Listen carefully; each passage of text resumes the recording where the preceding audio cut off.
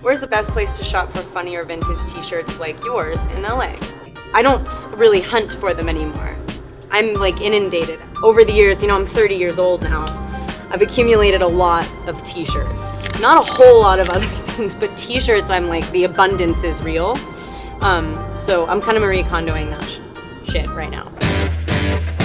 Hey, InStyle, what's up? I'm Kristen Stewart, and we're gonna be opening some fan mail today.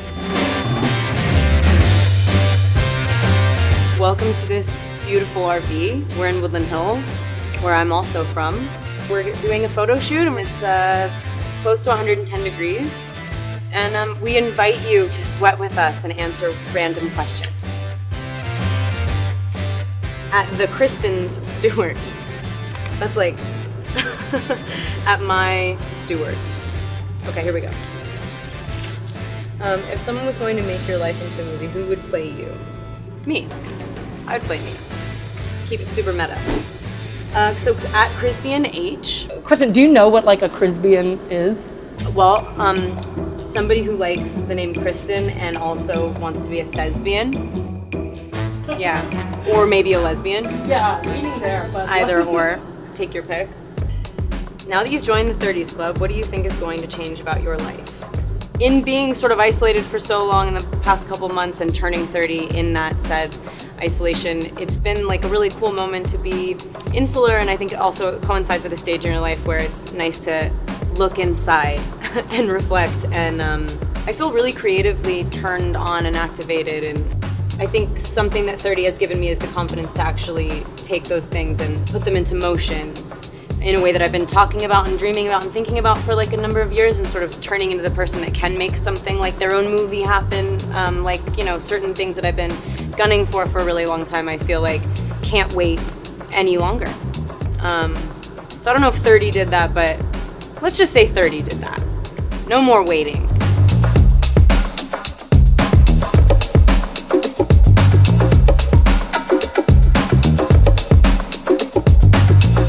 Stewart quotes. You can only save one item of clothing. What would you save and why?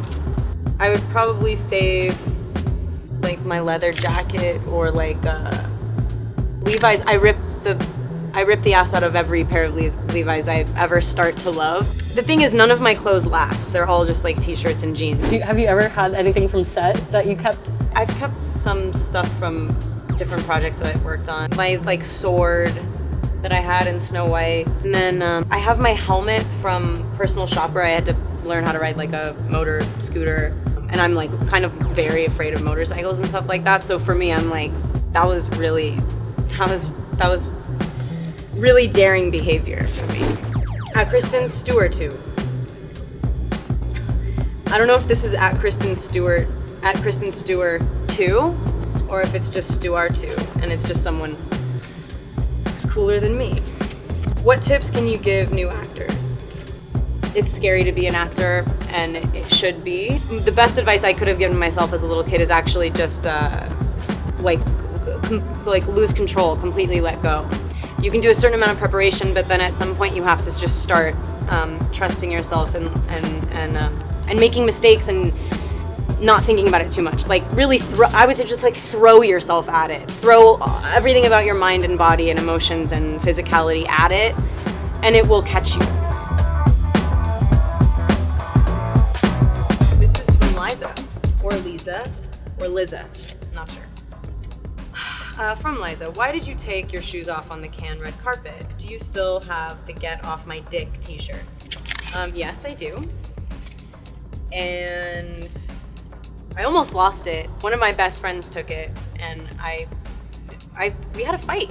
I was like, you can't just, I know I have a lot of t-shirts, they seem like they don't matter, they do.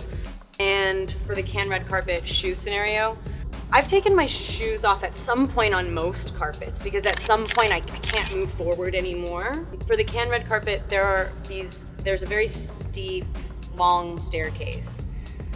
I kind of just bounced up thinking that it was quicker and faster, and then like the next day it was like, she's made this huge statement. Desmond wants to know, what is your favorite part about being from California?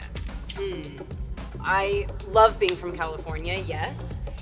I'm protective of LA. I think that it's an oddly sort of like segmented, partitioned off place that is hard to get through to, and I know a lot of people don't love it when they first come, and I'm always the first person to be like, I'm gonna make you love it. We're gonna hang out in all the right places, and it's like, people are really warm here, and not everyone is in the business when you're actually from here, blah, blah, blah.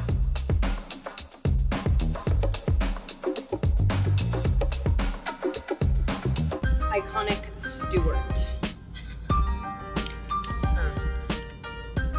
I would love to hear from Iconic Stewart. I have a few questions for them.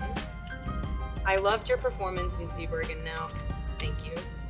And now we're going to get to see you portray another iconic woman, Princess Diana. What's your process to get to know the character you're going to play? I remember imagery from the funeral as a really little kid. I remember being really viscerally affected by that. I think that there's like this sort of unbridled, open, intimate exchange that she's had with the public that was so striking for people that were like used to a sort of different face of the royal family. That wasn't something I grew up with. So I always just thought that this person was sort of stolen from us, and I always had a curiosity about her. Every day that I unfold this story, the more emotionally invested I get. This is from Chantal. What movies make you laugh or cry hysterically? For some reason, and not for some reason, because Jenny Slate's hilarious, and I really love her new Netflix special that we received during quarantine, which was a huge relief, actually. So thank you if Jenny Slate ever catches wind of the fact that I like her Netflix special. Hats off, it's hilarious, I love you. There is like this one part of that where she's describing her haunted house. Maybe I should turn back and like turn around, and it's just a sea of like Edith Wharton, Emily Dickinson people that are like. I could not stop crying and laughing. And then there was a Netflix special about two older baseball playing ladies that loved each other so much, and I forget what it was called, and I was heaving and like was like couldn't breathe, crying so much.